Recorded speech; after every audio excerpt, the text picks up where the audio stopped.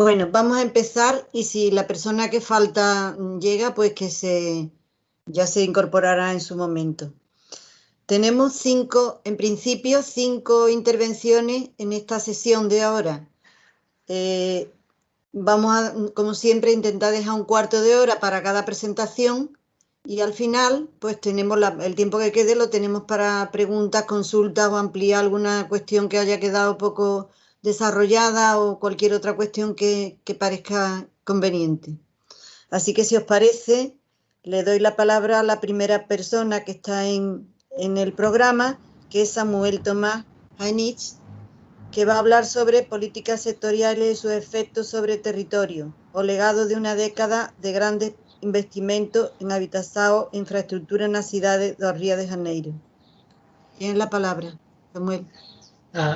Olá, gente, boa tarde. Muito obrigado aí à professora Imaculada e à professora Maria Encarnação. Eu vou tentar compartilhar minha apresentação com vocês, então vocês me avisem se der algum problema, tá? Que eu não estou muito acostumado com essa plataforma da Microsoft, então vou tentar aqui.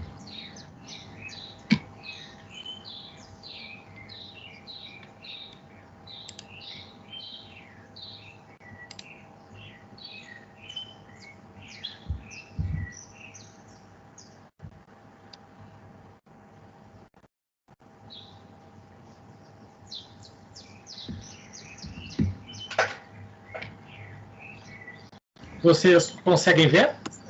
¿Has dado a compartir pantalla? Samuel. Oh, ahora no hemos colgado. Samuel. Desculpa, não entendi. Ahora, perfeito. Oi. Ótimo. Tá, estão vendo, né? Muito bem. Tá. Bom, então, gente, boa tarde, tá? Muito obrigado mais uma vez aí às organizadoras dessa sessão. Esse trabalho que eu vou apresentar hoje para vocês, ele é resultado da pesquisa de pós-doutorado que eu venho desenvolvendo lá no Observatório das Metrópoles, né, que é um laboratório de pesquisa da Universidade Federal do Rio de Janeiro. E, enfim, eu vou apresentar um pouco aí algumas questões, alguns dados e algumas reflexões aí que a gente já vem fazendo há algum tempo, né, sobre 2 dos principais programas de investimento que foram implementados no país nos últimos anos, né, que é o programa Minha Casa Minha Vida e o Programa de Aceleração do Crescimento, e seus impactos na cidade do Rio de Janeiro, né. Então, bom,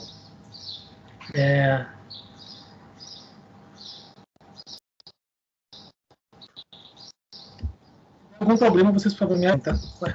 Vou voltar aqui. Desculpa, gente, que estava no final. Pronto. Bom, começando essa apresentação, vou fazer uma organização, né, desse período que eu estou tratando aqui na minha pesquisa.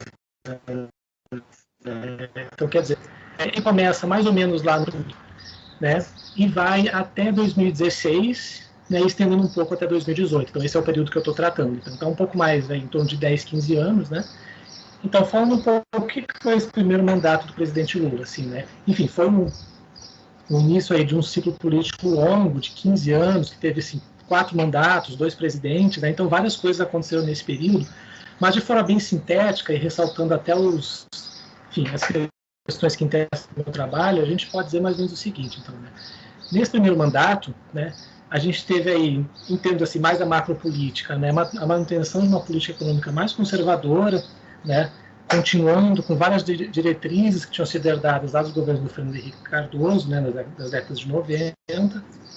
A gente teve, ao mesmo tempo, uma relativização das posições políticas fundantes do Partido dos Trabalhadores, quer dizer, o partido chega ao governo federal, né, depois de uma série de tentativas ao longo dos anos, e após já ter governado algumas prefeituras municipais importantes, como São Paulo, Porto Alegre, né, mas ao chegar no governo federal, ele vai ao mesmo, né, relativizar e, ao mesmo tempo, assim, transformar um pouco a sua perspectiva sobre alguns temas, né, e algumas das questões que ele vinha tratando desde os anos 80, né. Foi um mandato também sem confrontos diretos com o capital e com uma série de medidas que buscaram fortalecer o mercado financeiro, né, inclusive, né, no setor habitacional, e teve também a formação aí de uma base de alianças para sustentar as ações do governo no Congresso, né. Por outro lado, a gente teve também a unificação dos programas de transferência de renda, através do Bolsa Família. A gente teve uma política bem sólida e consistente de valorização do salário mínimo, de expansão do emprego formal. A gente teve um aumento generalizado do crédito para o setor privado e para a população em geral, né? E um fortalecimento e qualificação de uma série de estruturas aí de governo, assim, né? Então, foi um período marcado por essa ambiguidade, assim, né, entre o que a gente pode colocar de um lado, a implementação de uma série de políticas redistributivas, mas, por outro, o favorecimento também de uma série de grandes grupos econômicos, quer dizer, ou usando o termo que foi cunhado aí pelo André Singer, né, cientista político aí da Universidade de São Paulo, foi um período de um reformismo fraco, né, onde a gente teve enfrentamento da pobreza e da desigualdade, mas sem grandes reformas.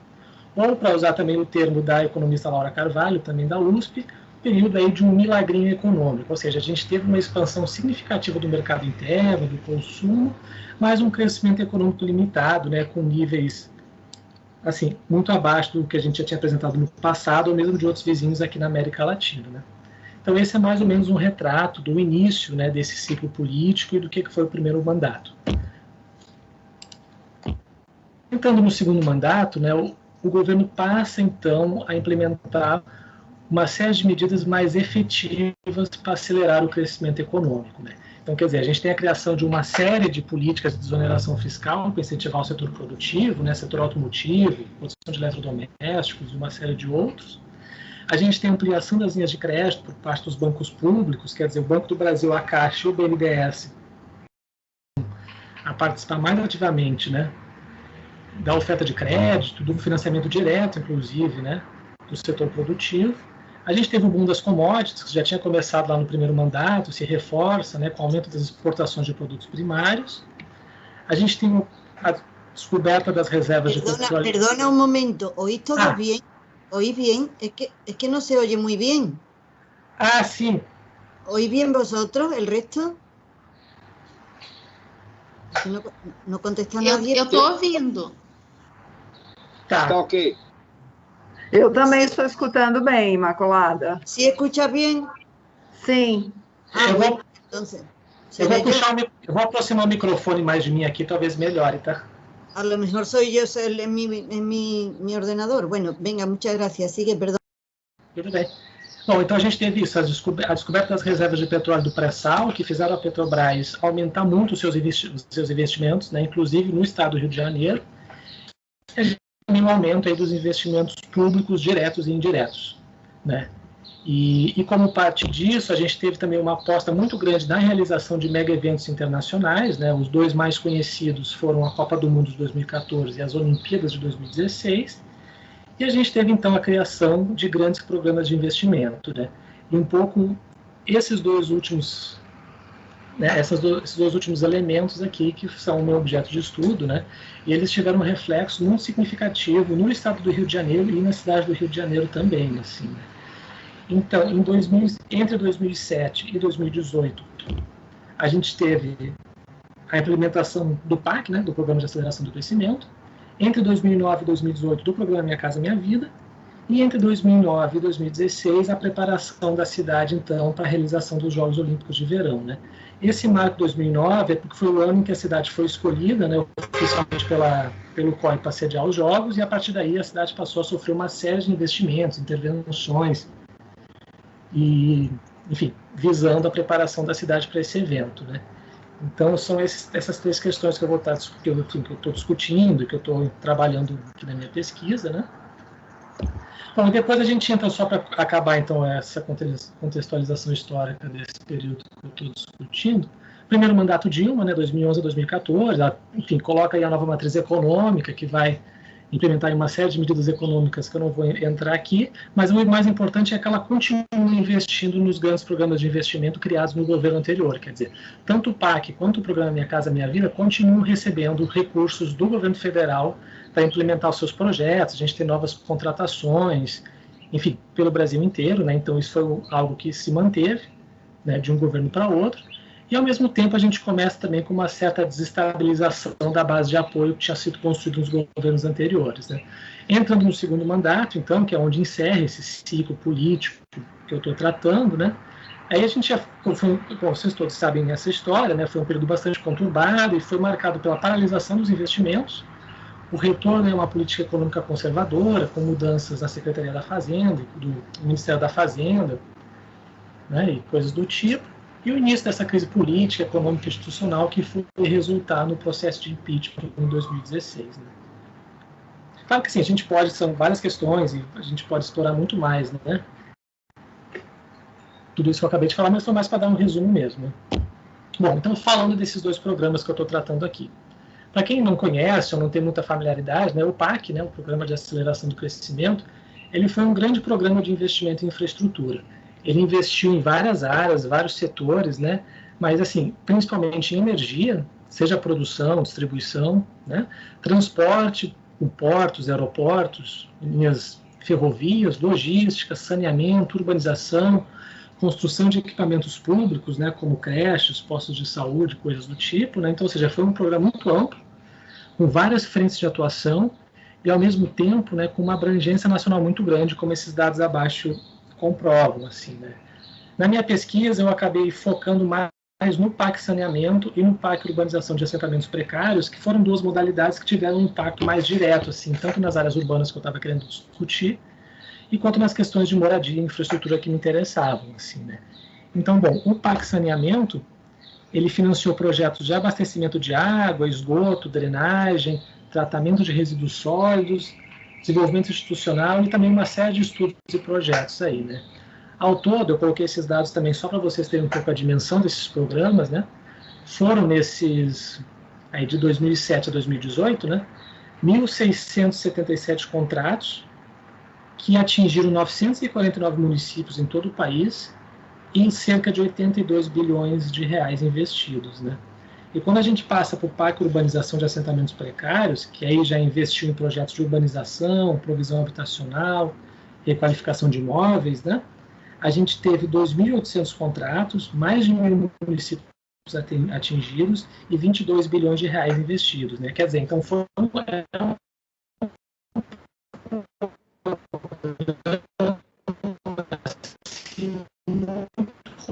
robusto, né? E com desde as grandes metrópoles, como o caso de São Paulo, Rio de Janeiro, porque o Estado do Rio foi o segundo que mais recebeu investimento dessas duas modalidades em todo o país. Passando por minha vida, ele foi já um grande programa de investimento em provisão de moradia, né? E aí ele investiu em moradia em áreas urbanas, áreas rurais, ele, enfim, financiou uma produção empresarial, uma produção mais associativa, ele teve algumas faixas voltadas para famílias de baixa renda, outras para famílias de classe média, quer dizer, então, da mesma forma com o PAC, ele foi um programa também muito robusto, com muitos recursos investidos e com uma abrangência territorial muito grande, né?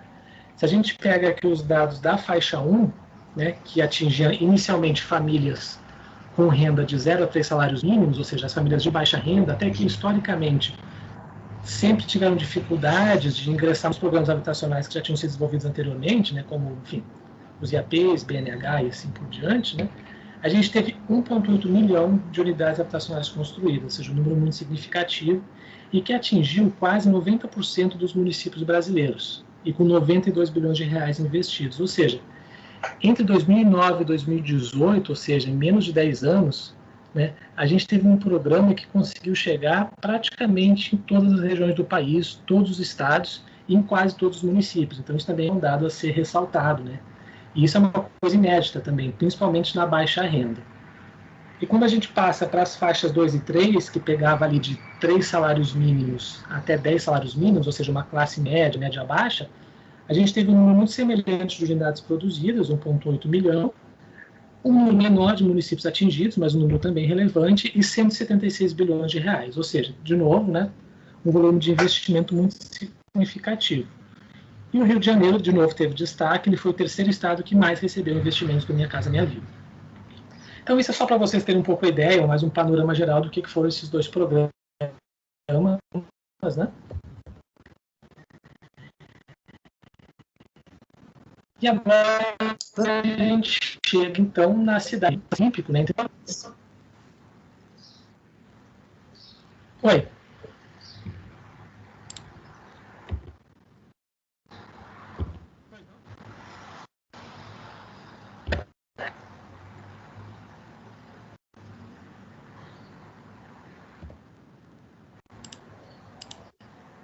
Oi, tá tudo certo? Agora, para mim, a sua voz voltou, mas ficou realmente por 1 minuto fora. Ah, tá, desculpa. Então, deve ser problemas de conexão. Eu vou voltar a apresentação aqui, tá? Que se oye mal, vamos, yo desde luego lo oigo mal. Y ahora nada.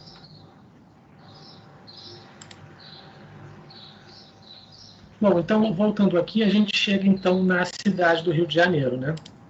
Que estava passando por esse mesmo período onde esses programas estavam sendo implementados por esse ciclo olímpico, né? E aí, falando um pouco de que foi esse período, né? A gente tem, assim, em grande medida, a continuidade de um projeto de cidade de orientação neoliberal que já vinha sendo desenvolvido desde os anos 90, né?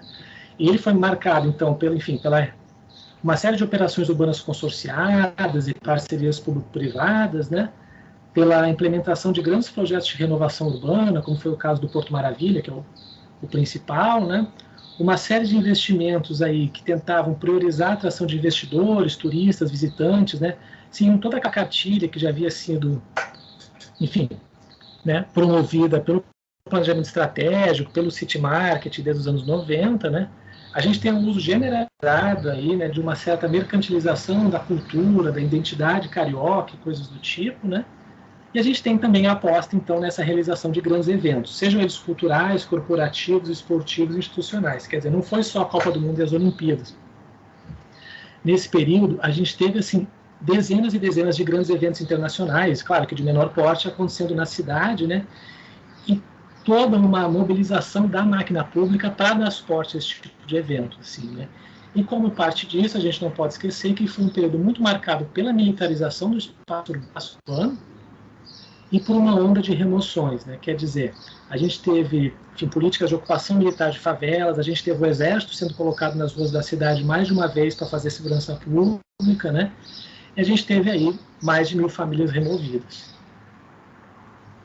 E, digamos assim, no plano mais político, a gente teve também um alinhamento praticamente, eu acho que inédito na história, né, da cidade, entre as 3 esferas de governo, quer dizer, o governo federal, o governo estadual e o governo municipal estavam articulados, alinhados e com o mesmo projeto, né? E isso, em grande medida, facilitou muito o direcionamento de recursos federais para a cidade do Rio de Janeiro, por exemplo, para dar sustentação a toda essa, enfim, esses investimentos que estavam sendo feitos na cidade, né?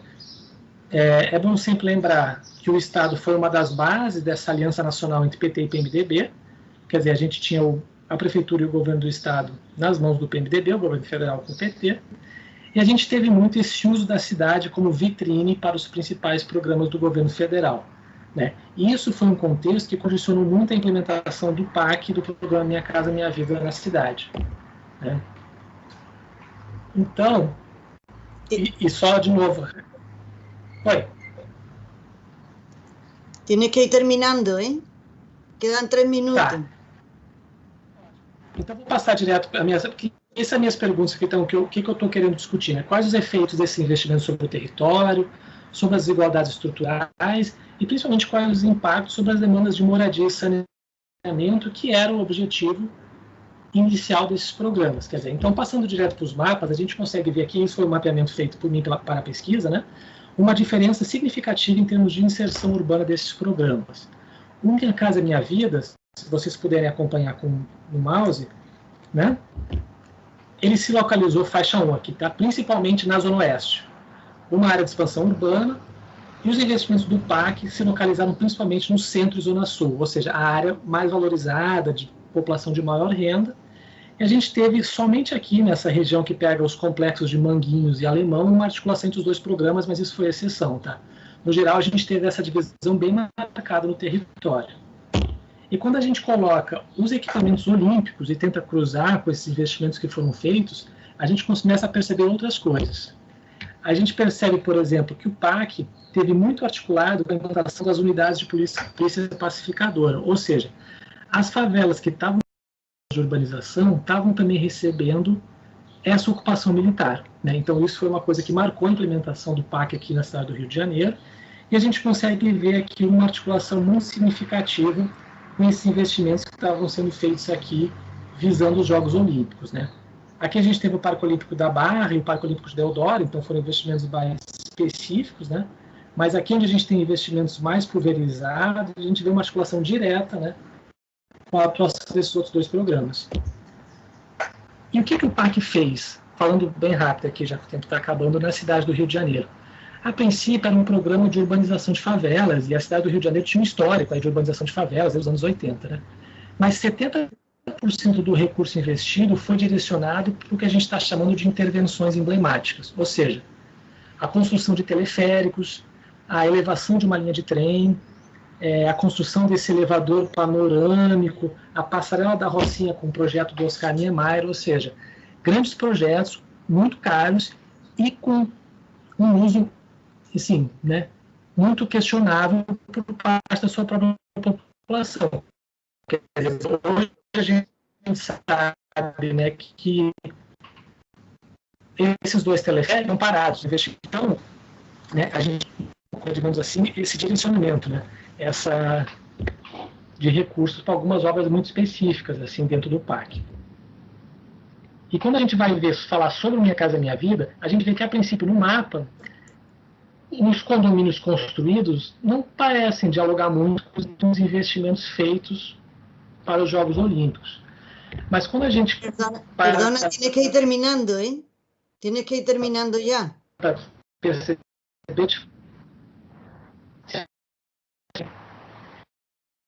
Então a gente vê que o Minha Casa Minha Vida e toma uma série de remoções, onde a população foi removida dessas para as áreas aqui, para a zona.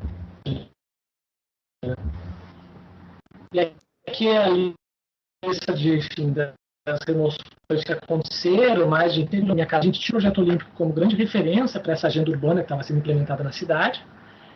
Só que isso acabou influenciando muito a forma como esses programas foram implementados. Quer dizer, a gente teve o Minha Casa Minha Vida usado para legitimar e viabilizar remoções, a gente teve o PAC usado para valorizar áreas de interesse, né? E a gente teve uma sobreposição de investimentos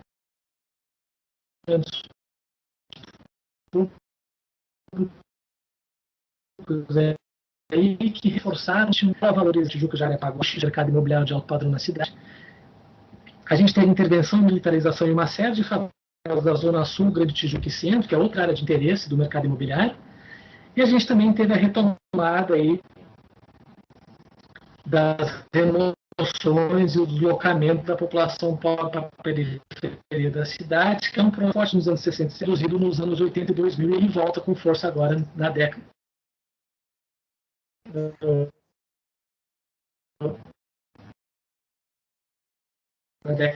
de 2000, 2010. Muito obrigado, tá? Desculpem pelos problemas técnicos aí, mas... Muy bien. Vale, gracias. Pues ahora tiene la palabra Patricia de Carli o Sergio Luis Aldebrán, que va a desarrollar el tema a desigualdades socioterritoriales, impresa na política de saúde, um estudo da região de saúde do Rio Grande do Sul, Brasil. Bem, boa tarde, obrigada pela palavra, Imaculada. Eu sou Patrícia, vou tentar compartilhar aqui a minha apresentação também. Falarei, então, em meu nome, em nome do professor Sérgio, que é o meu orientador. Peço que me avisem se deu certo aqui a apresentação, se está sendo compartilhada. Bem, eu sou doutoranda do Programa de Pós-Graduação em Desenvolvimento Regional da Universidade Regional do Noroeste do Estado do Rio Grande do Sul, da Unijuí, e também sou servidora efetiva do Estado do Rio Grande do Sul, concursada como assessora jurídica da Secretaria de Saúde do Estado. Nós abordamos essa temática considerando que o ano de 2020 foi um ano em que se descortinou ao mundo a importância do Sistema Único de Saúde e a importância da pesquisa e da ciência, considerando todos os efeitos da pandemia global do coronavírus. Então, os slides, um minutinho, Patrícia, os slides não foram compartilhados ainda. Não, deixa eu só verificar aqui.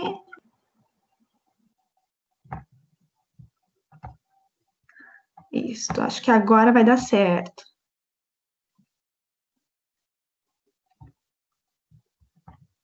Ahora sí. Sim? Sim, foi. Sim, Tá. foi. Ahora sí, ahora sí. Obrigada.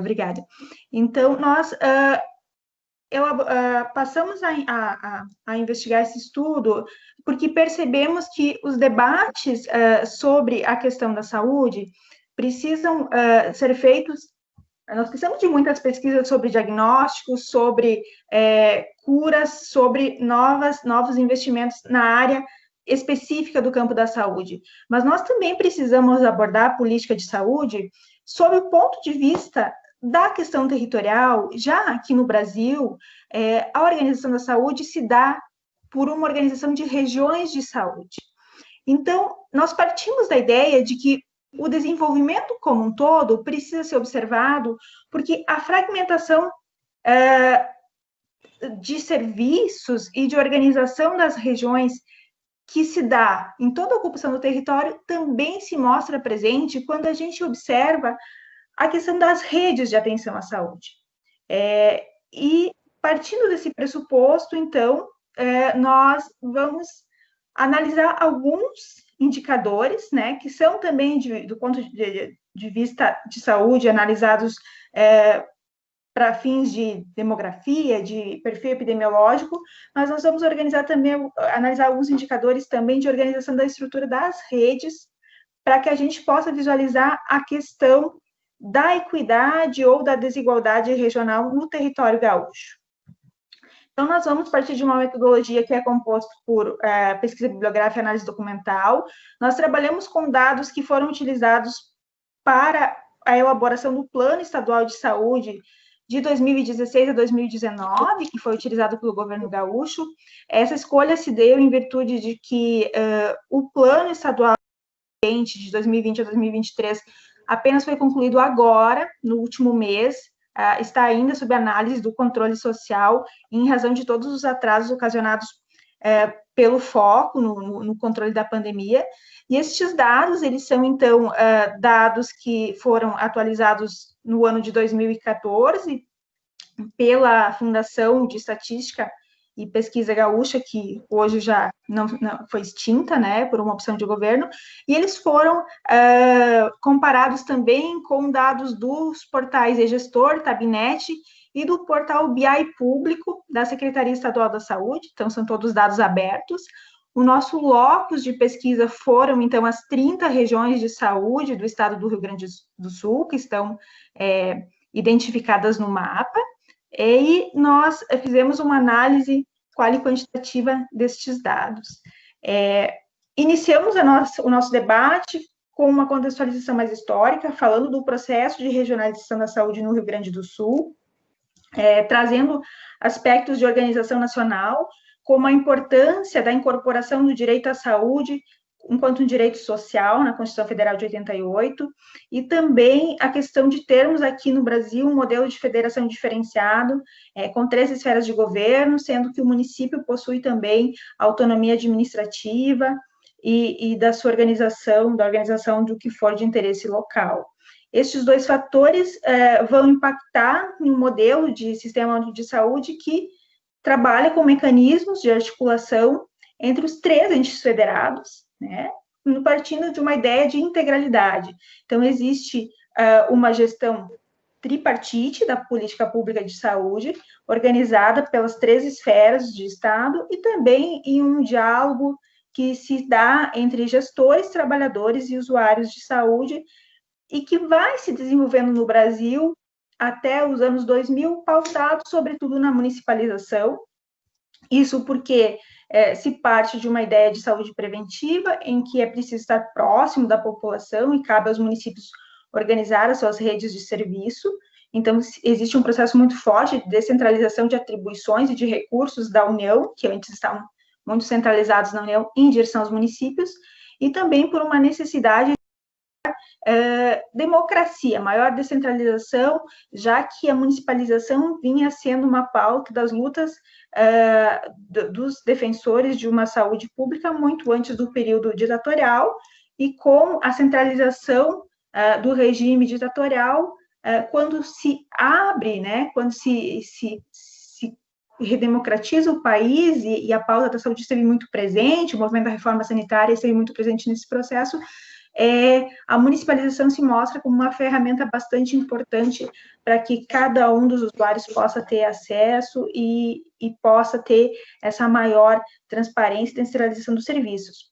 O fato é que a municipalização não dá conta de tudo, porque alguns serviços são tão caros ou necessitam de tanta expertise que eles precisam ter uma maior centralização, muito embora não possam estar tão distantes assim da população. Então, após 2000, é que começa o grande debate sobre a regionalização da saúde no Brasil, e em 2011 nós vamos ter, então, uma definição de região de saúde a partir da publicação do Decreto 7.508, que vai organizar a regionalização das ações de saúde no Brasil. Em termos de Rio Grande do Sul, a descentralização dos serviços já foi percebida como uma pauta bastante importante ainda no ano de 64. A Secretaria da Saúde foi a primeira, né, a ter um departamento de serviços regionais e a começar o seu processo de instalação de unidades descentralizadas da Secretaria da Saúde em alguns territórios. O fato, né, e eu hoje atuo em uma dessas unidades descentralizadas, atuo na região norte do estado, no município de Palmeira das Missões. O fato é que esse processo de escolha e inserção desses equipamentos foi se dando muito em razão de opções políticas e de poder de organização das lideranças locais. Então, nós temos hoje 19 coordenadorias regionais de saúde, que são estruturas que foram instaladas nesta época e que se encontram localizadas no território gaúcho, antes com a função de servirem como delegacias, como repassadoras de processos da secretaria, muito mais como um aparato de barganha política, e hoje com o papel de coordenar, então, este processo de apoio aos municípios de organização da regionalização da saúde.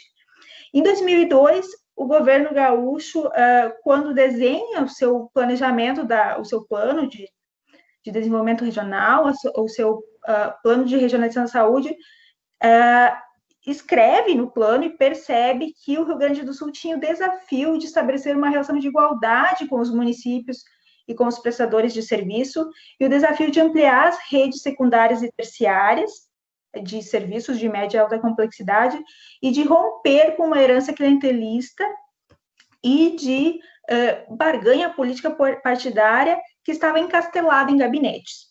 Esta é a redação do plano, e aí se começa a pensar um novo modelo. Nesta época, o Rio Grande do Sul se organiza em 7 macro-regiões de saúde e alguns distritos sanitários. Em 2011, com o decreto federal, se define as regiões de saúde como municípios limítrofes que tenham características comuns, que possam compartilhar serviços e que se possa, num raio máximo de 200 quilômetros, oportunizar serviços de média e alta complexidade. Então, se passa a trabalhar com toda uma nova regionalização e reorganização, e é nesse período que surgem, então, as 30 regiões de saúde.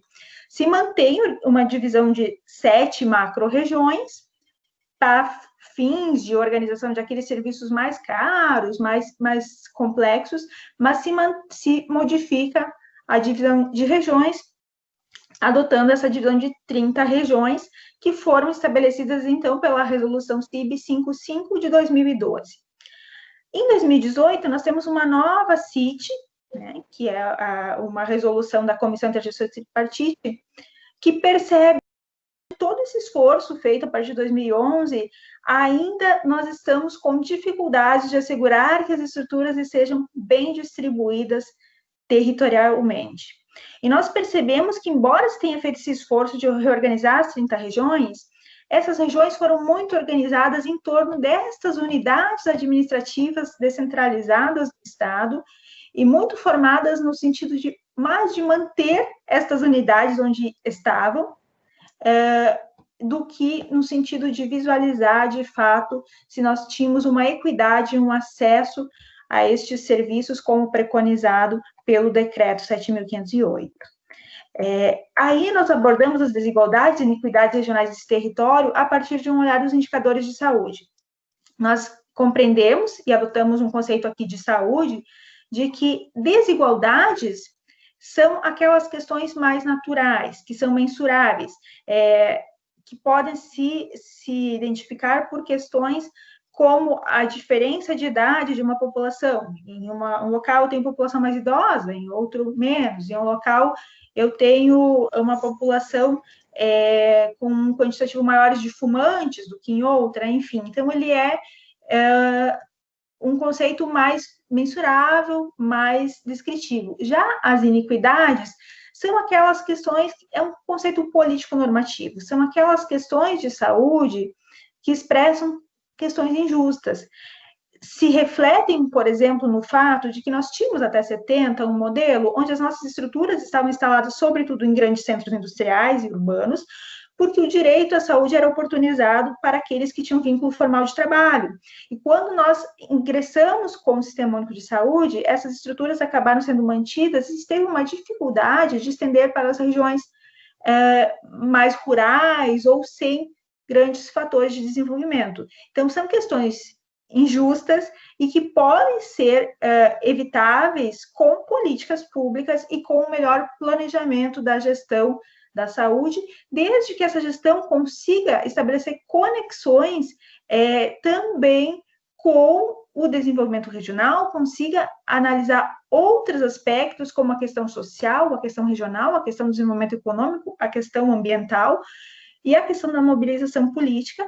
E, para isso, a gente precisa perceber a política de saúde como parte do debate de um modelo de desenvolvimento. Então, nós elaboramos tabelas, nós trabalhamos com algumas categorias de análise que nós compreendemos serem passíveis de se fazer uma análise situacional do território e também uma análise da rede de atenção.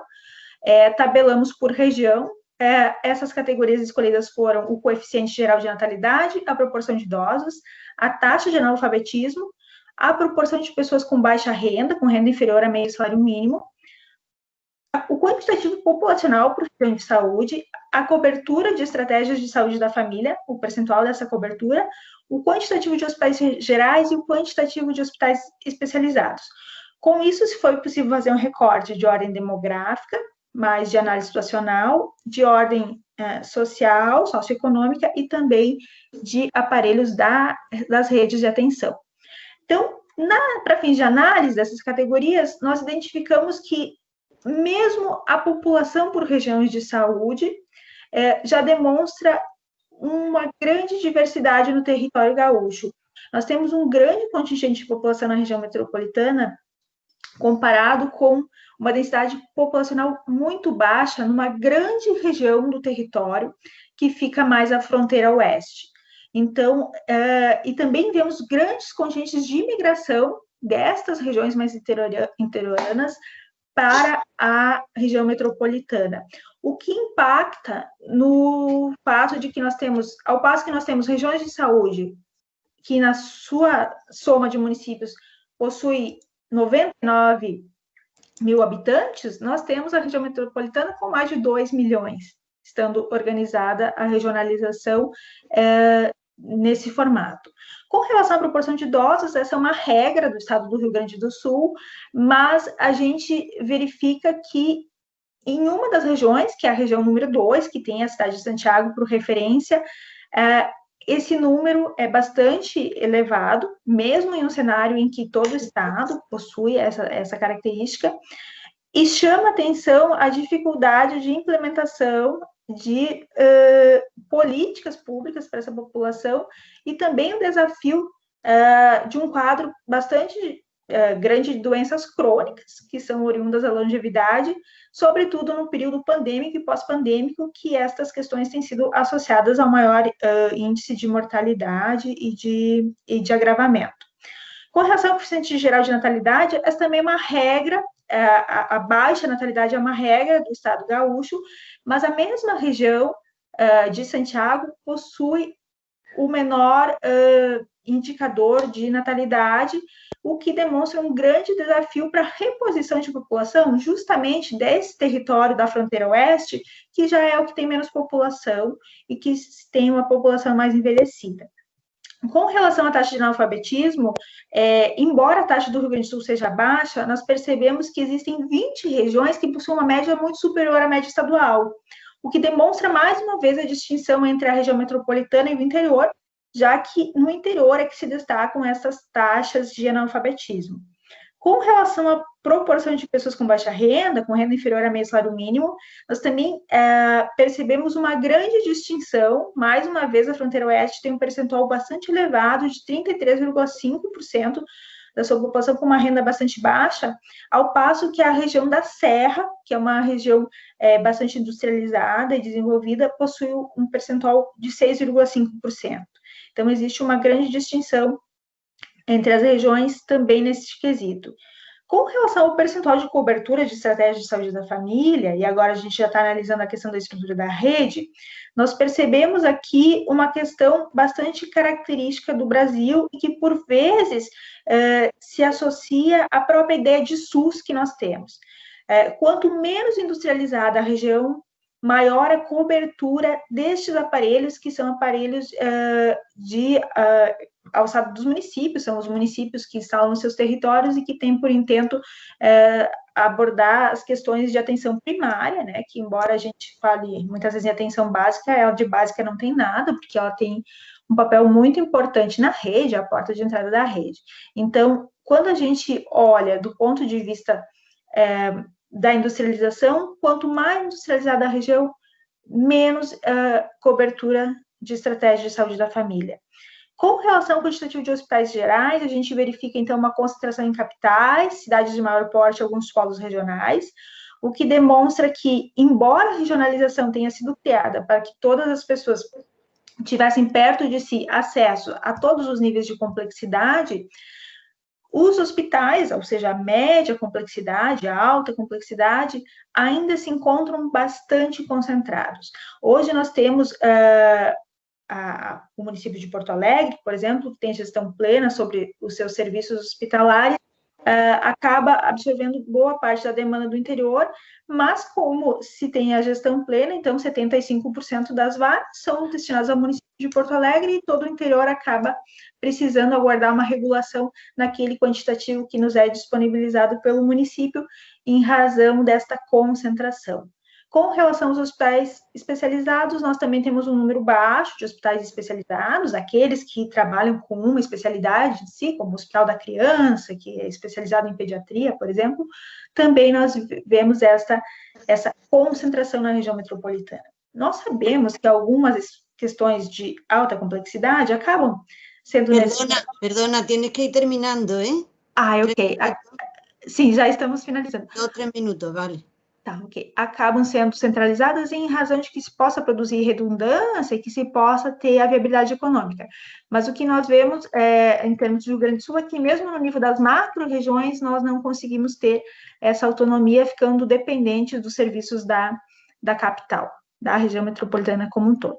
Então, como considerações finais, a gente identifica que a desigualdade regional, ela permeia, né, as regiões de saúde do território gaúcho, e que o nosso grande desafio é pensar um planejamento em saúde, um planejamento dessas regiões que consiga verificar, né, a regionalização, verificar estes aspectos de ordem do desenvolvimento, possa reverter as iniquidades e possa transformar a regionalização como uma ferramenta que dê condições para se alcançar uma melhor saúde para todo o território. E para isso a gente precisa utilizar um planejamento que perceba a saúde inserida em uma dinâmica de desenvolvimento. Eu agradeço e encerro por aqui. Fico à disposição para o debate. Muchas gracias. Pues ahora el turno le toca a Aline Bensou y Sergio Luis Alebrán.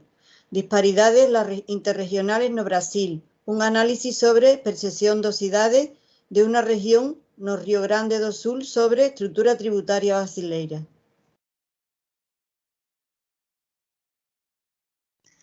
Boa tarde a todos e a todas. Gostaria de saber se vocês estão vendo minha apresentação. Sim. Sim. Ok. Então, gostaria de agradecer a oportunidade de apresentar os resultados dessa pesquisa aqui nesse evento. É um estudo que eu fiz no doutorado, no programa de pós-graduação em desenvolvimento regional da Unijuí, junto com o meu orientador, professor Sérgio Luiz Alebrand, e ele vai abordar, então, as disparidades interregionais no Brasil a partir da percepção dos cidadãos de uma região no Rio Grande do Sul sobre a estrutura tributária brasileira. Então, eu trabalho com essa ideia de que a estrutura tributária brasileira hoje, ela é ineficiente, ela reproduz as desigualdades entre os cidadãos e, sobretudo, entre as regiões do nosso país. E é uma das reformas estruturantes que não foram realizadas nos governos mais progressistas que a gente teve nesses últimos anos e que é urgente, então, a gente debater isso na sociedade. Por isso que eu trago esse tópico que foi estudado a partir de uma disciplina aqui no programa de doutorado em desenvolvimento regional da Unijuí. Então, em que medida os cidadãos de dada região compreendem a regressividade da estrutura tributária brasileira? Esses cidadãos participam de processos de discussão estabelecidos na sua região? Qual a qualidade das informações que circulam nos meios de comunicação e quais os canais de comunicação que esses cidadãos utilizam para se informar a respeito dos tributos que pagam?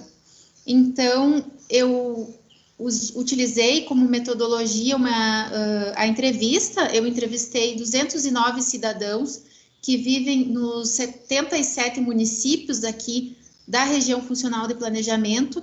Eu já vou mostrar para vocês um mapa para a gente entender melhor onde é que fica essa região. E essa região foi escolhida porque é uma região periférica. Nós temos aqui no Rio Grande do Sul um estado que tem seu desenvolvimento econômico concentrado na região metropolitana, Porto Alegre, Caxias do Sul, e temos regiões, então, periféricas, e essa região que eu utilizei como locus, então, é uma região menos desenvolvida, é uma região agroprodutora, e isso levanta questões pertinentes para o debate acerca da relação centro-periferia, uma discussão, portanto, cepalina-furtadiana, né? Essa foi a inspiração para esse estudo e para o debate. Então, mostro para vocês aqui o mapa das regiões funcionais de planejamento do Rio Grande do Sul. Foi uma metodologia, então, utilizada aqui pelo Estado para mais bem compreender o desenvolvimento das regiões e principalmente essa questão das desigualdades entre as regiões. Então, aqui é a região funcional de planejamento 7, onde abrange alguns conselhos regionais de desenvolvimento. Esses COREDs é uma especificidade do Rio Grande do Sul, né? Então, aqui no Rio Grande do Sul, a gente trabalha nessa perspectiva. Nós temos vários conselhos regionais de desenvolvimento onde existe o debate e, sobretudo, é um instrumento e um espaço de discussão de políticas públicas para as regiões, e aí, então, abrange esses conselhos, que é o Celeiro, Fronteira Noroeste, Missões e Noroeste Colonial.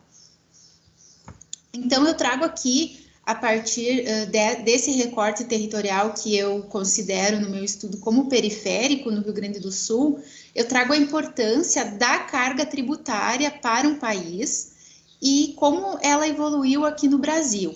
Então, a gente vê, assim, um aumento, uma evolução da carga tributária brasileira e trago a importância dos impostos, a importância de que com esses impostos se ampliem os direitos de cidadania, os direitos sociais e se ampliem, sobretudo, a ação estatal, que se dá através, então, de investimentos públicos. E no Brasil, porém, os impostos, eles são regressivos e indiretos. Então, quem que paga mais imposto no Brasil hoje?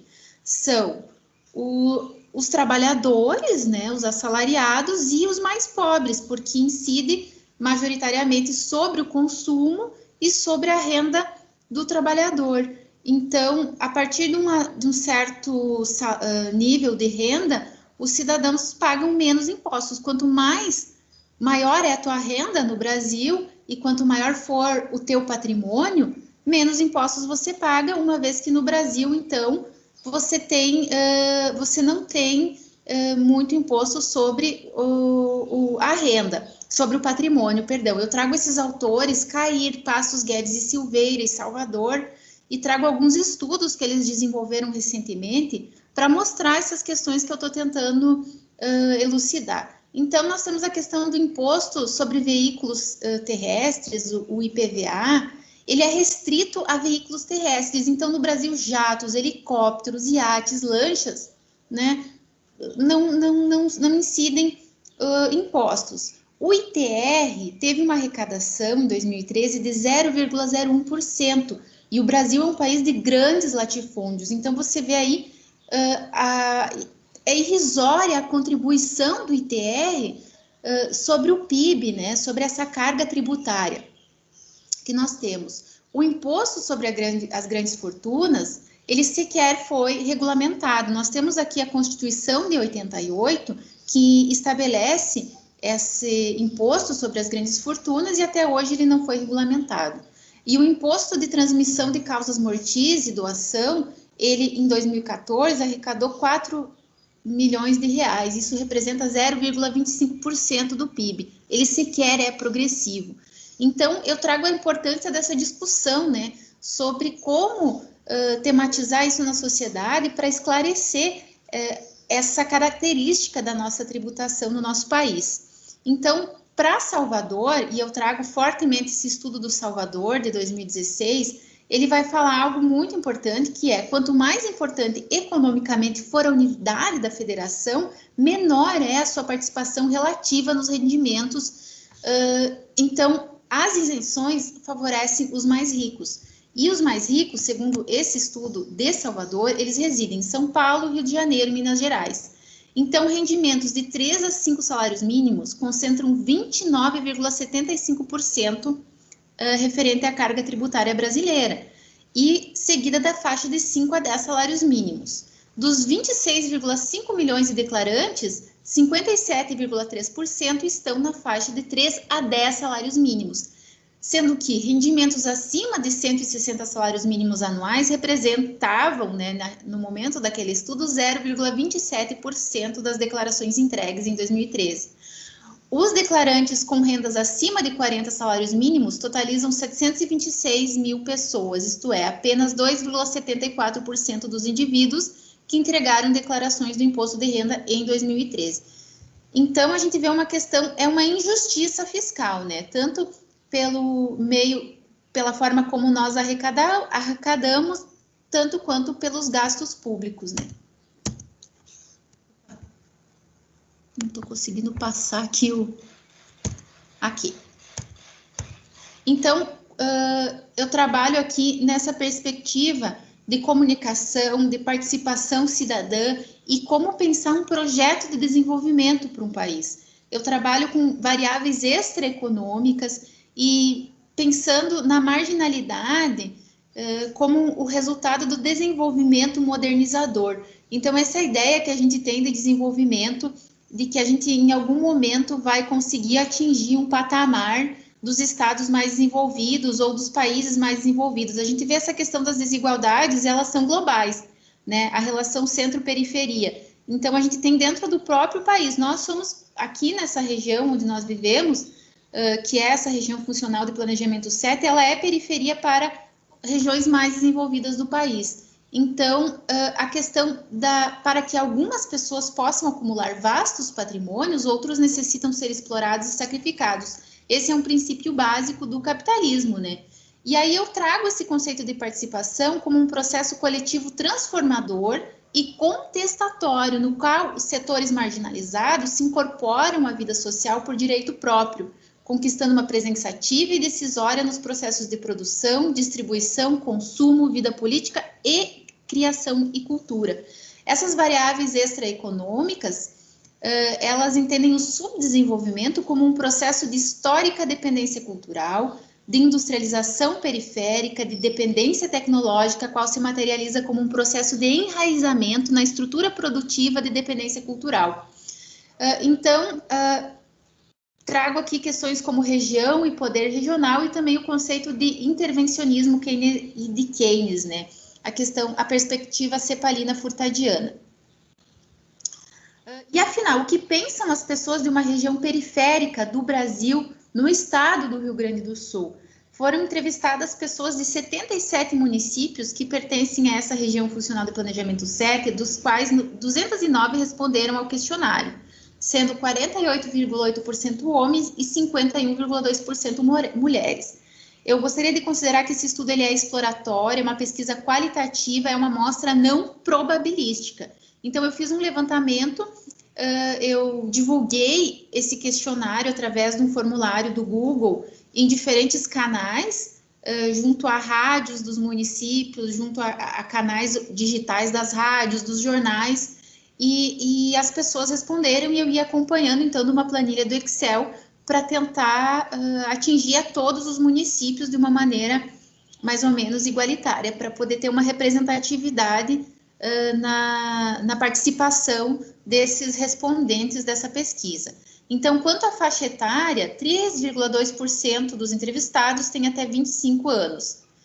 Eu tenho, então, uma característica aqui, que é a maioria das pessoas entre 30 e 34 anos, 40 a 49 anos e 50 e 59 anos. Então, são pessoas, pelo que eu interpretei das respostas, economicamente ativas e que elas estão nessa faixa salarial entre 5 a 10 salários mínimos majoritariamente, seguida das pessoas entre 3 a 5 salários mínimos. Achei, assim, o resultado bem instigante, uma vez que foi justamente essas faixas salariais que o Salvador mostra, que são as pessoas que, através da sua renda, mais têm contribuído para a carga tributária brasileira.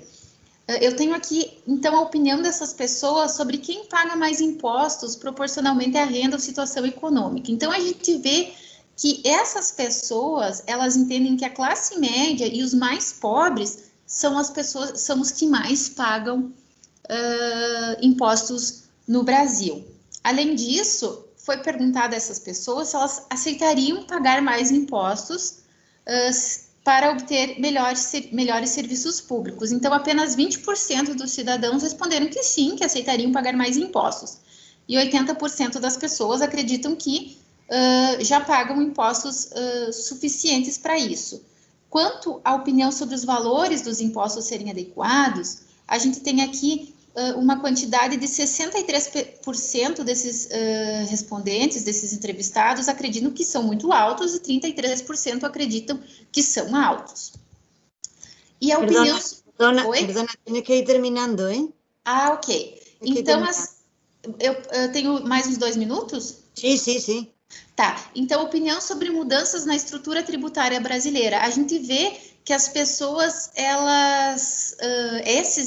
essas pessoas, elas acreditam que sim, que os mais ricos deveriam pagar mais impostos.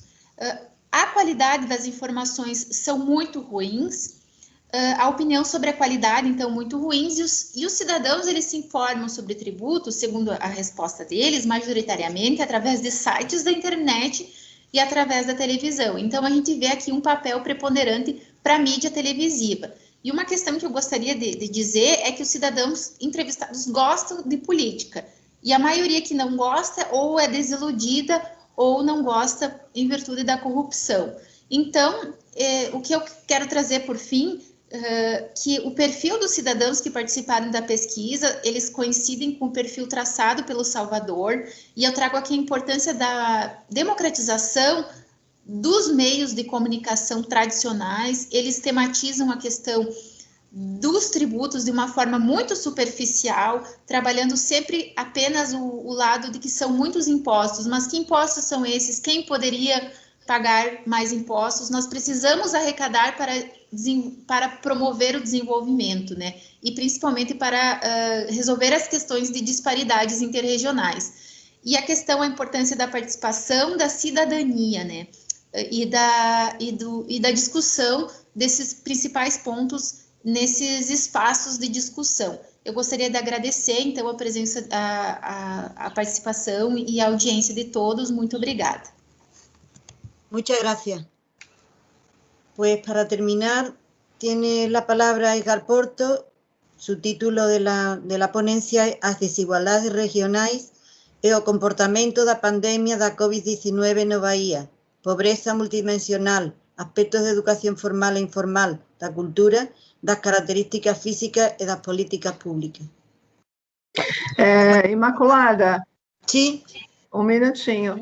Parece que aqui, olhando a lista, o César Paliz está na sala também? É isso, César? perdón.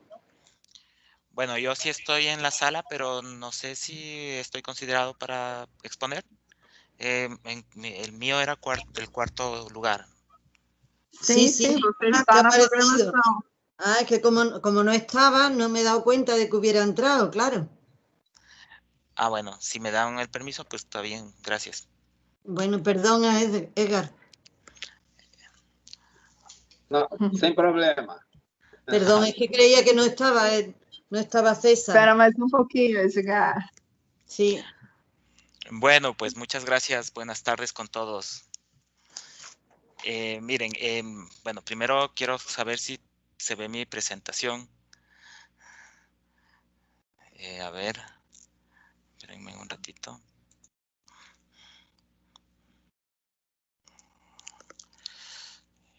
Screen 2.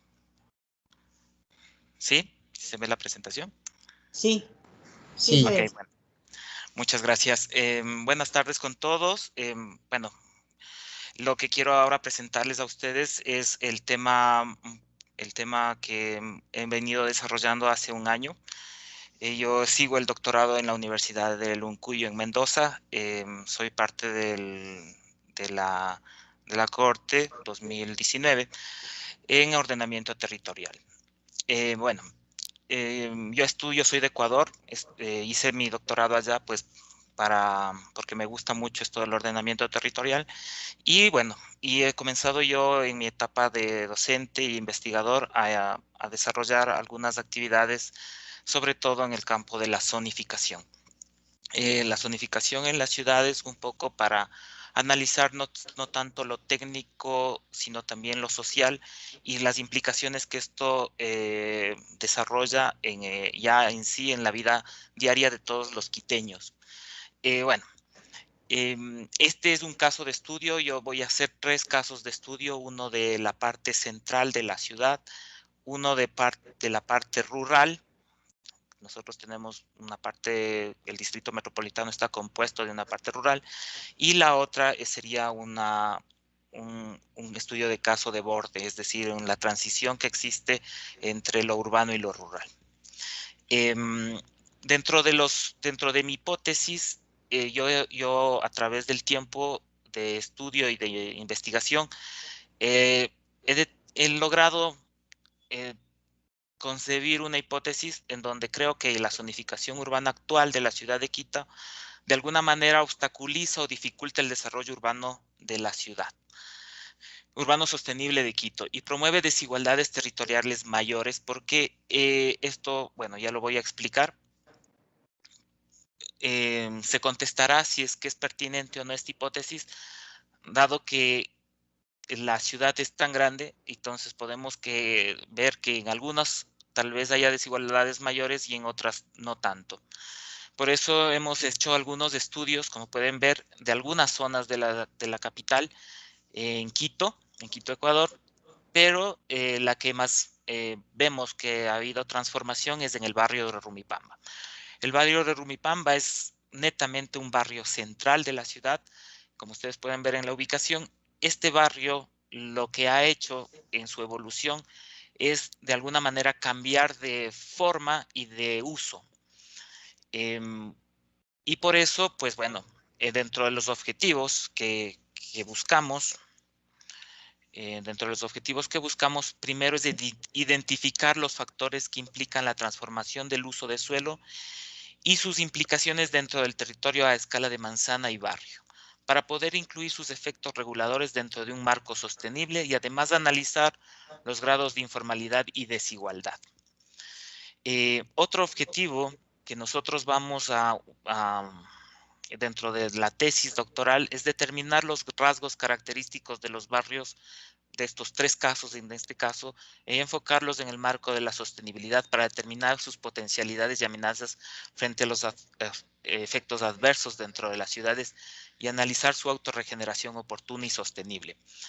Creemos que este es otro objetivo importante dentro de nuestras ciudades y no solamente en Quito, sino creo que en toda Latinoamérica, ya que la ciudad se está transformando y no se está transformando de alguna manera coherente, sin embargo, sin sobre todo analizar la parte social.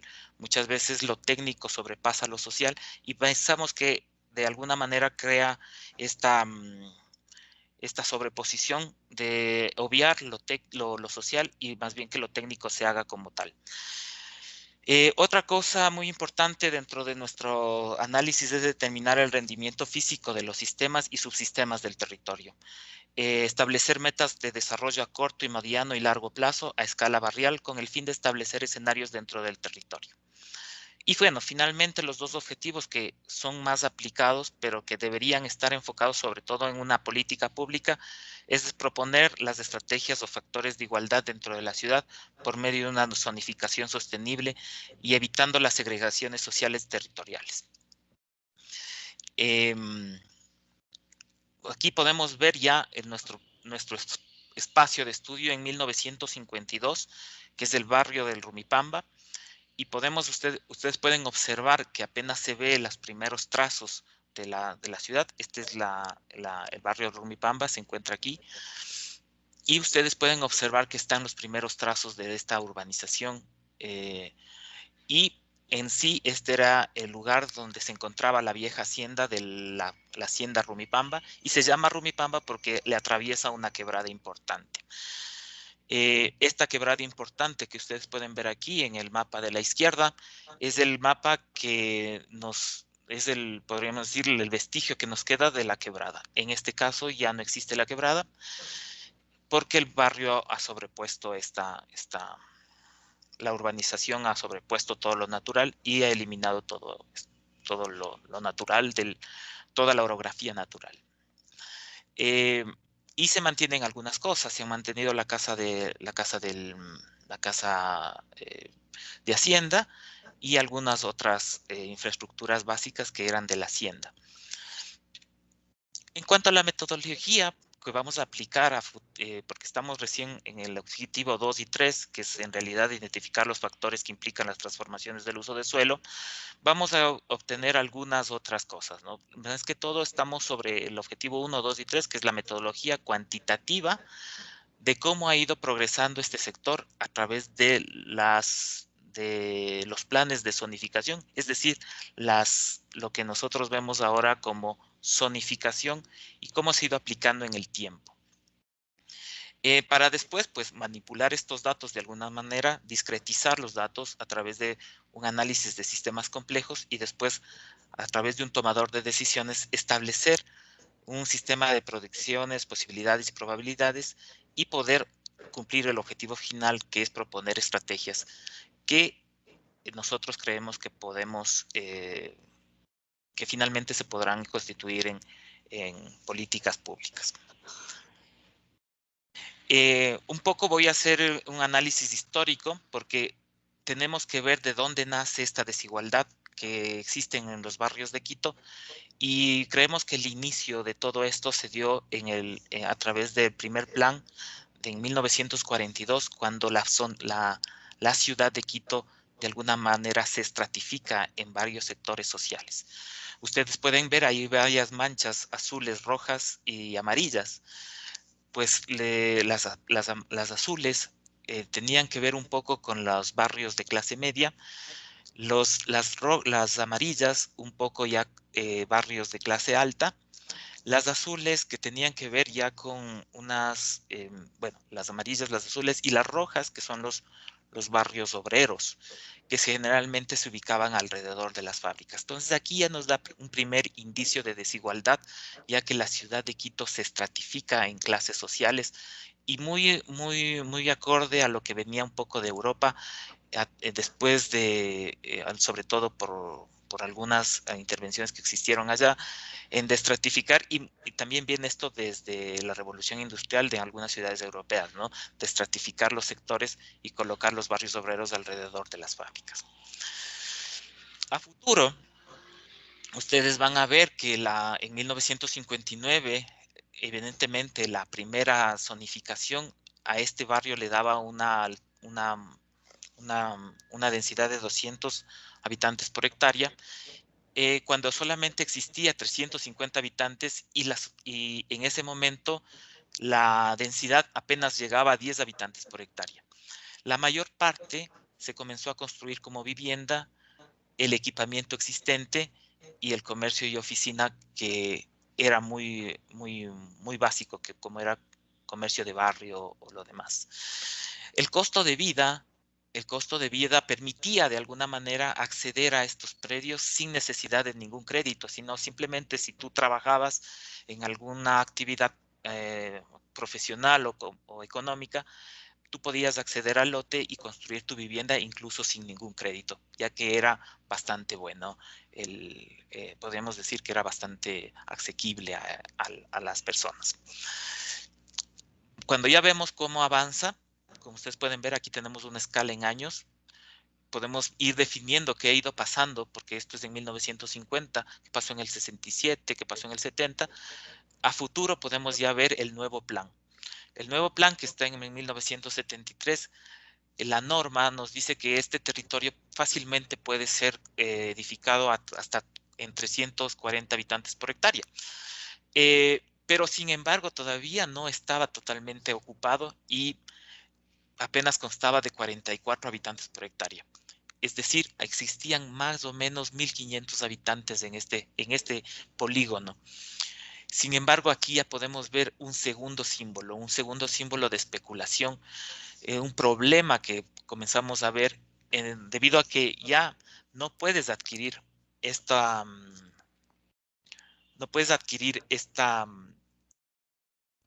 terrenos ya sin un crédito.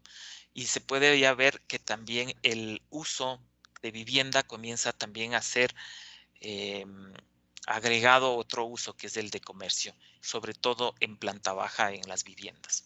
Sin embargo, podemos considerar que en 1973 todavía era un barrio residencial.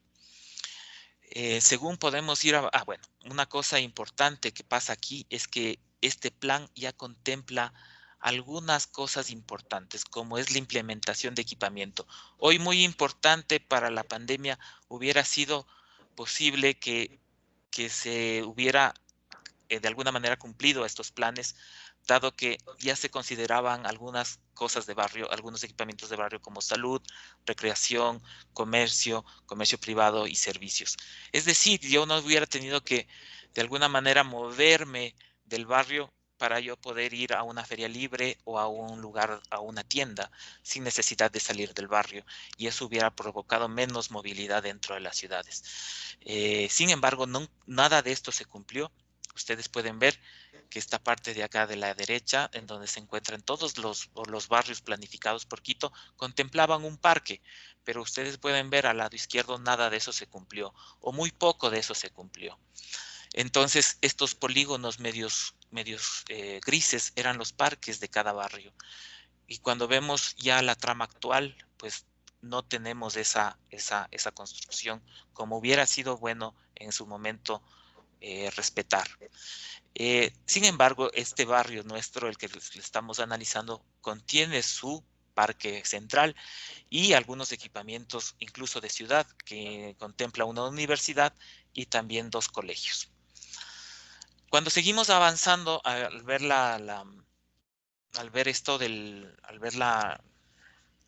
cómo evoluciona la zonificación en el sector, nos podemos dar cuenta de otra cosa, que la norma me sigue dando densidades más altas cada vez. Sin embargo, nunca la densidad llega a la densidad deseada y provoca mayor especulación. Esta especulación sobre todo logra o se desarrolla porque existe ya un exceso de comercio invadiendo la vivienda. Es decir, la vivienda comienza a transformarse en comercio.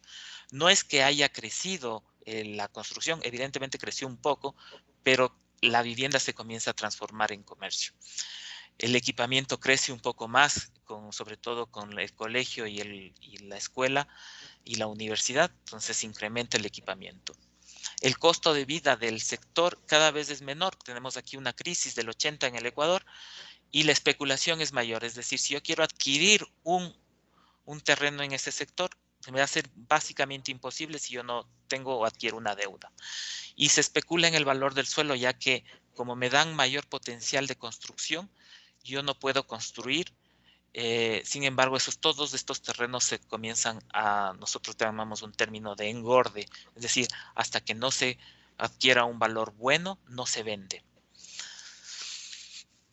Finalmente, viene un poco la debacle de nuestro sector, porque lo que pasa es que la sociedad o la gente que vivía ahí comienza a abandonar el sector.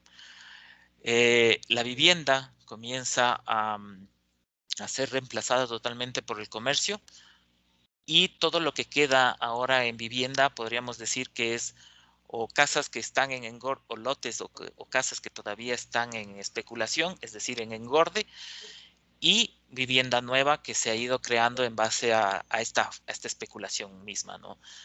Con construcciones ya en altura, ya que me da una densidad más alta de 1.500 habitantes por hectárea, es decir, el terreno me puede rendir más y por eso también es la especulación.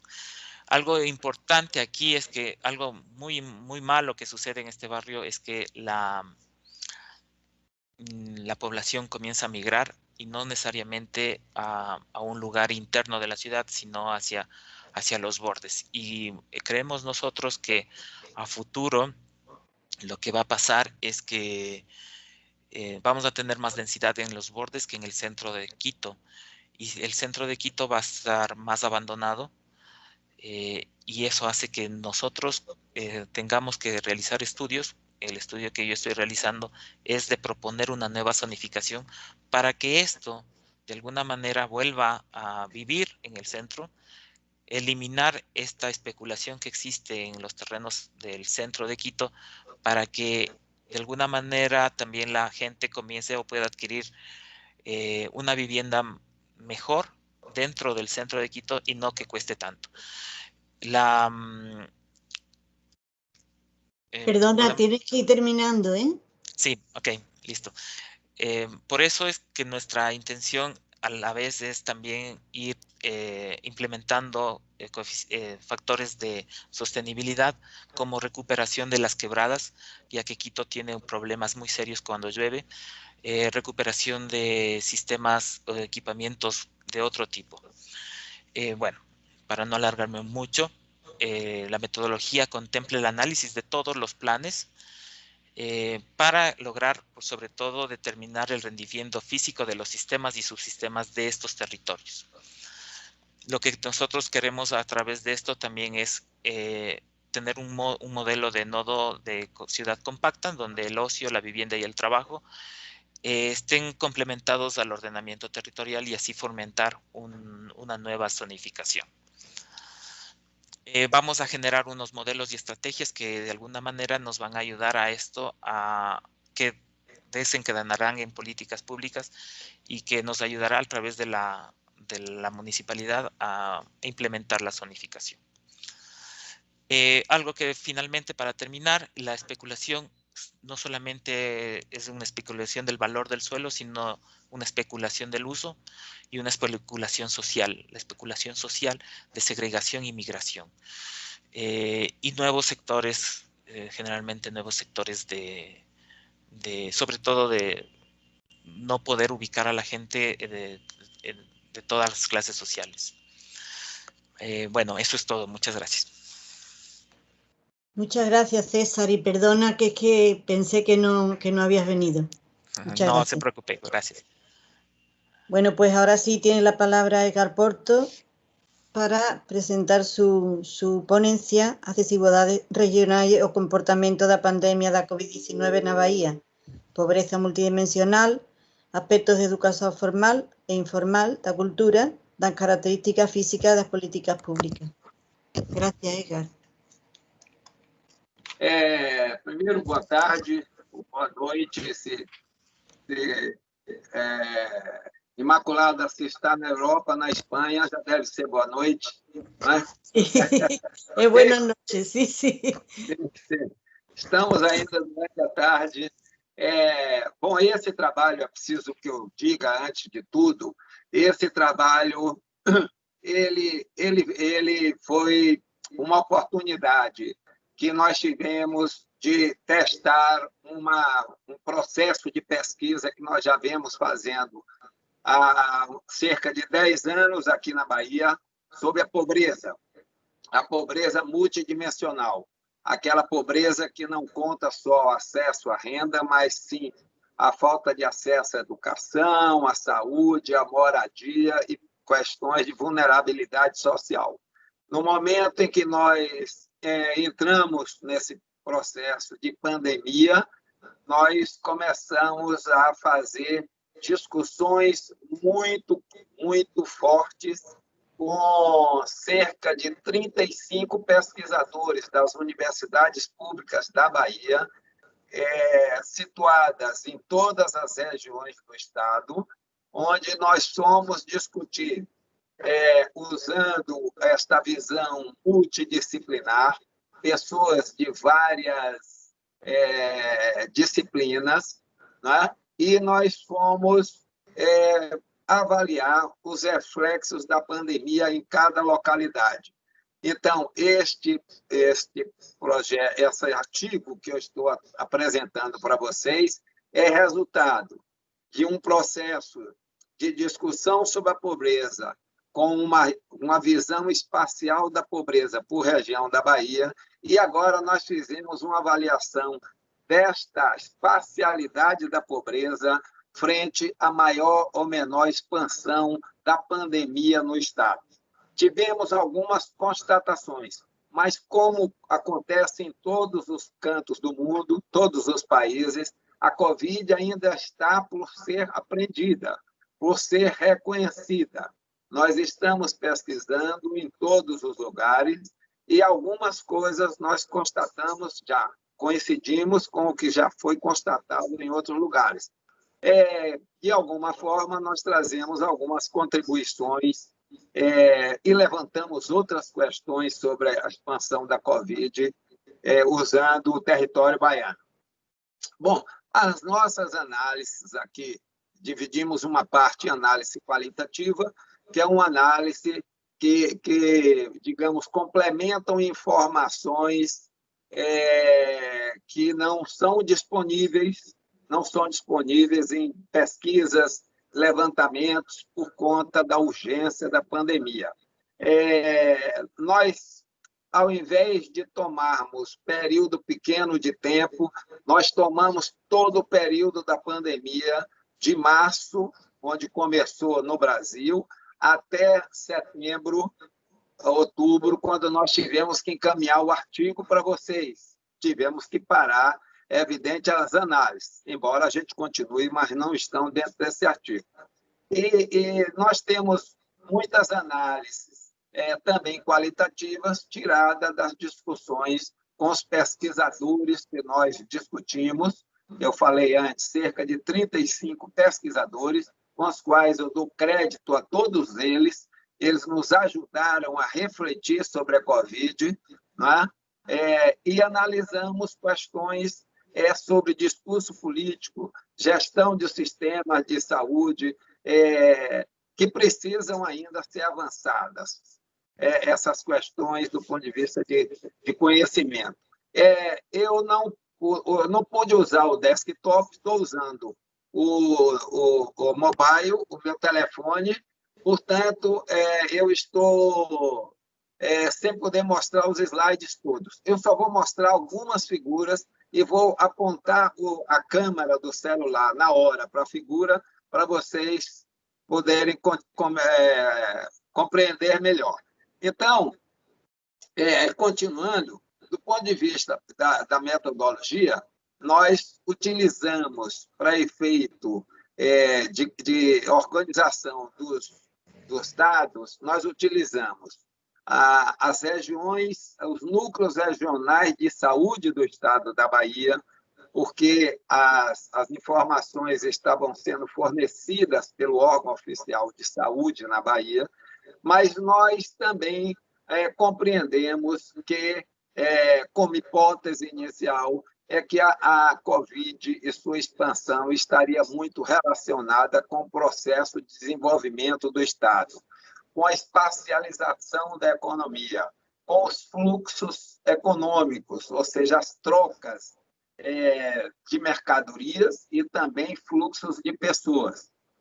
Por isso, nós temos uma importância já imediata ao papel das cidades médias e grandes, porque elas são centros que pulsam junto com a Covid, elas tanto expulsam, expandem a Covid para as cidades dos seus arredores, como ela também, de volta numa segunda onda, ela absorve esses fluxos. Então, nós observamos isso e dividimos as regiões de saúde em sub-regiões para facilitar. Então, eu vou mostrar para vocês o que aconteceu do ponto de vista da distribuição desses casos na Bahia. Vocês estão vendo aí? Sim, sim, você vê. Ok. Então, eu vou tentar segurar aqui, não sei em que medida vocês vão ver, mas reparem, essas áreas mais amarelas, elas têm a maior incidência de Covid na Bahia, tá? Que é a região de Salvador, Camaçari, é a metrópole, a região de Ilhéus e Itabuna, e a região de Jequié, Valença, que são áreas que estão no entorno da metrópole. Só que nós podemos verificar que há uma diferença muito grande de incidência da Covid por pessoa. Existem na região de Ilhéus e Itabuna, que é a região chamada Cacaueira, ela tem características muito peculiares de urbanização, de população e de rede de cidades. Ela tem um índice de 40 infectados por cada 100 pessoas. A região de Salvador, da metrópole, onde você tem a maior ocupação, a maior densidade de pessoas, tem 28, igual à região de Ilhéus, de Jequié, Valença.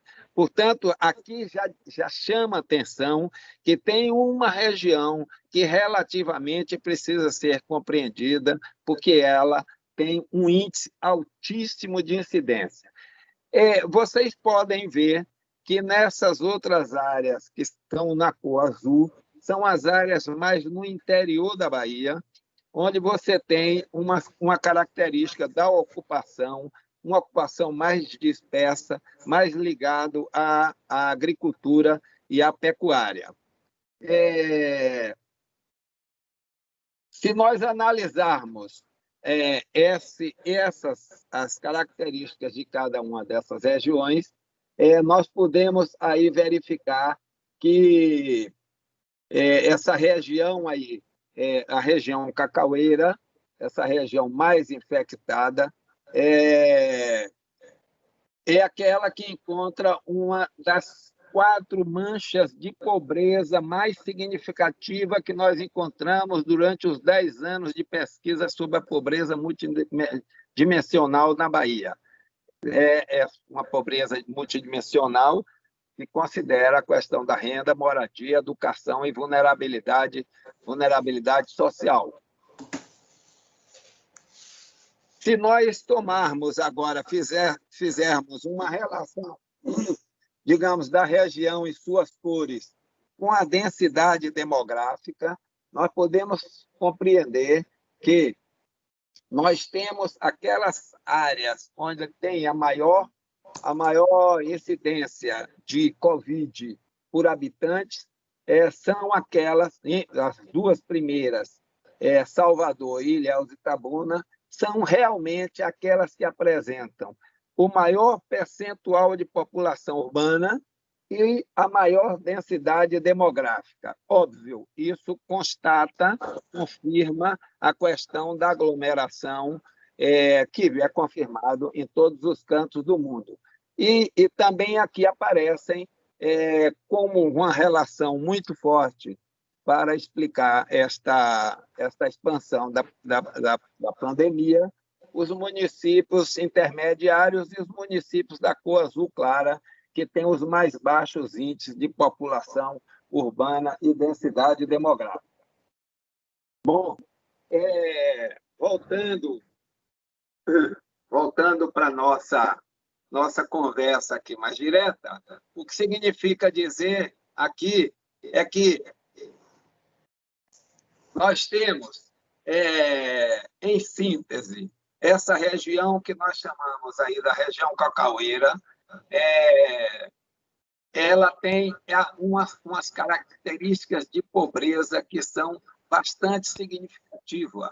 Ela tem os indicadores que estão tendo a maior tendência de queda, aumentando a vulnerabilidade social.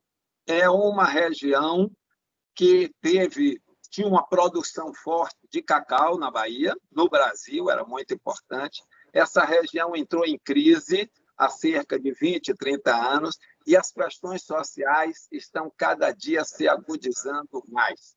É um problema muito, muito sério. Além do que, ao analisar a oferta de serviços públicos, também nós verificamos muita precariedade, com índices elevados de vulnerabilidades sociais, também utilizando outros estudos trabalhados com IPEA.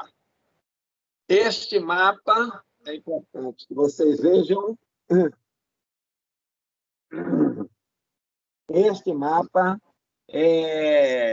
ele mostra, o da esquerda, ele mostra esta mancha vermelha, que é a mancha vermelha onde existe a região com uma vulnerabilidade social altíssima e um comportamento social menos positivo.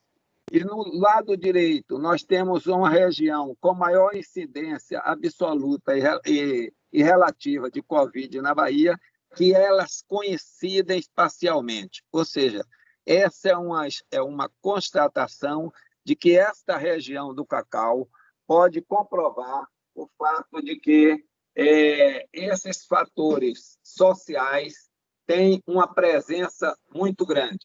Mas não é só o fator social, é o processo que formatou isto.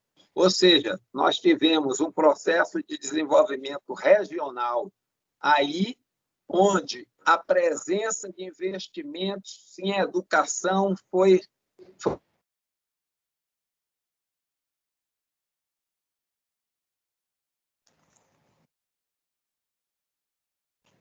Ai, que está parado, não?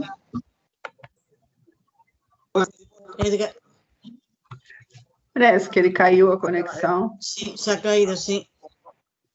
Mais positivo, ela teve uma presença fortíssima de investimentos nos últimos 100 anos de educação formal e informal, o que significa dizer que parece isso ter uma capacidade muito grande para explicar. Nós ainda estamos avançando na pesquisa, mas parece muito lógico afirmar ou identificar uma relação fortíssima dessa desigualdade regional, dessa pobreza que avassala todos os estados do Nordeste, mas também todo o Brasil e todos os países da América do Sul, e isso tem a ver fortemente com a presença da Covid.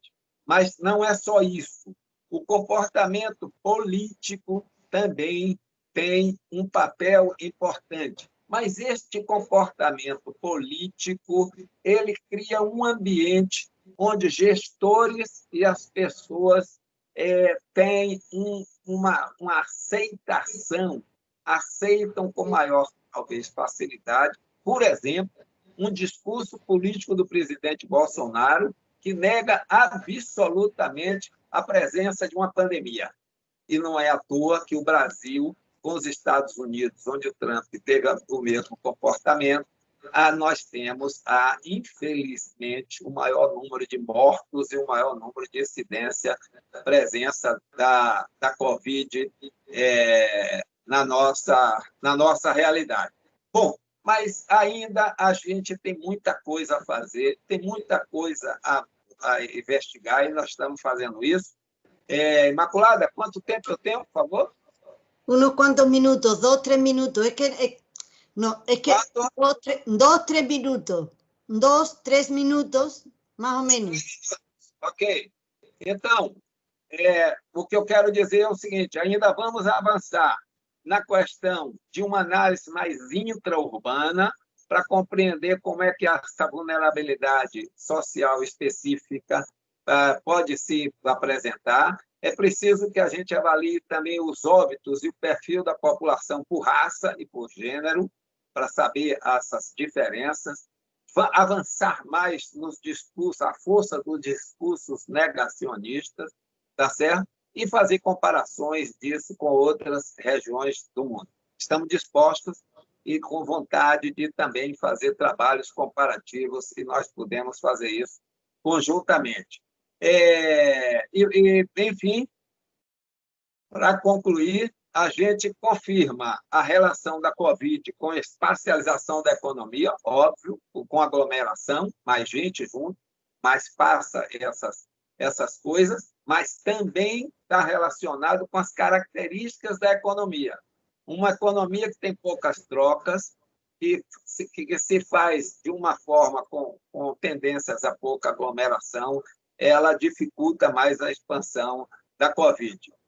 As cidades como centro irradiador da Covid, também é uma coisa que parece lógica, mas o mais forte é essa questão da relação da Covid com a vulnerabilidade social, com a pobreza, com as condições de vida onde que é experimentada pela grande maioria da população da Bahia, do Brasil e de vários países do mundo. Muito obrigado. Estou à disposição de vocês. Muchas gracias y muchas gracias a todos. Es que en este tramo de esta sección resulta que teníamos 5 presentaciones cuando hemos tenido 3 o 4, con lo cual pues el tiempo ha sido mucho más limitado, claro. Eran demasiadas presentaciones para este tiempo. Tenemos muy poco tiempo para consultas, pero yo dejaría alguna posibilidad de que se hiciera alguna pregunta si alguien tiene interés, por supuesto, ¿no? Tendríamos que terminar, pero me parece importante que pueda haber algún tipo de debate, ¿no? ¿Alguna pregunta sobre alguna de las intervenciones o comentarios? Muy sintético, por favor, siempre. ¿No? Vale, muy bien, dime. Eu queria apenas fazer uma sugestão, Imaculada, para a apresentação da colega Aline Benso sobre as disparidades interregionais no Brasil, que ela, acho que hoje isso não vai ser possível, mas que ela pense na ideia de um tensionamento entre essa perspectiva cepaliana e furtadiana, né, a que ela fez referência, e a ideia de desenvolvimento desigual e combinado. De algum modo, embora a perspectiva cepalina ela tenha buscado, né, uma visão a partir da América, uma visão a partir da periferia, digamos assim, do capitalismo, e não a partir do centro do capitalismo, ela acabou reforçando, em alguma medida, né, a ideia de etapas, ou a ideia de que todos devemos, em algum momento, alcançar um certo grau de desenvolvimento. Bom, é apenas uma ideia, isso é um debate muito grande, mas eu achei muito interessante a apresentação, como achei também as outras, mas eu queria deixar esse breve comentário como uma contribuição. ¿Alguna otra pregunta para que después se den las respuestas juntamente? Bueno, yo tengo una muy pequeña para Edgar Porto. Edgar, cuando has dado los datos de número de infectados, ¿has hablado por 100 habitantes? Edgar. Sí, 100 habitantes. Es que entonces es altísimo. Sim, é altíssimo. Essa região do cacau talvez seja uma das regiões onde tem um índice de infecção mais alto no Brasil. Es que aquí estamos dando los datos por 100.000 habitantes. Las cifras aquí, por 100.000. Claro, no es 40, por supuesto, pero son es muy alto. Pues muy alto, desde luego. Muy bien. Okay. Gracias. Okay. ¿Alguna otra cuestión, pregunta? Me sabe mal, de verdad, que no tengamos tiempo, pero es que no me puedo inventar el tiempo. Yo no tengo más. Es lo que me han dado. Nada más. Bueno, pues puede responder Aline cuando quiera a la pregunta o a la comentario. Aline Benzo. Oi? Sí, puede responder quando quiera. Não, eu agradeço a contribuição da professora e eu acho que foi um trabalho que foi desenvolvido logo no começo do doutorado, né?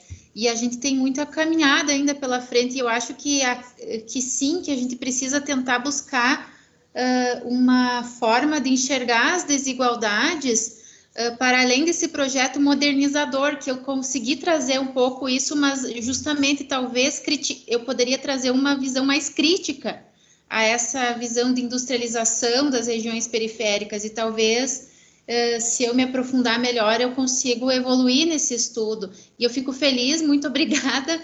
Eu acho que me dá um gás, assim, que eu tenho um caminho para seguir nos meus estudos. Bom estudo para você, Aline. Muito obrigada. Bueno, pues muchas gracias a todos. Ha sido una exposición muy interesante. Siento que nos hayamos quedado sin tiempo para hacer algunos comentarios, pero bueno, de todas formas os agradecemos muchísimo vuestra participación y vuestras exposiciones. Y bueno, seguimos. Gracias. Buenas noches. Okay. Buenas tardes para vosotros. Buenas tardes. Buenas noches. Buenas tardes. Buenas noches. Obrigado, gente. Boa tarde. Gracias. Tchau. Chao. É.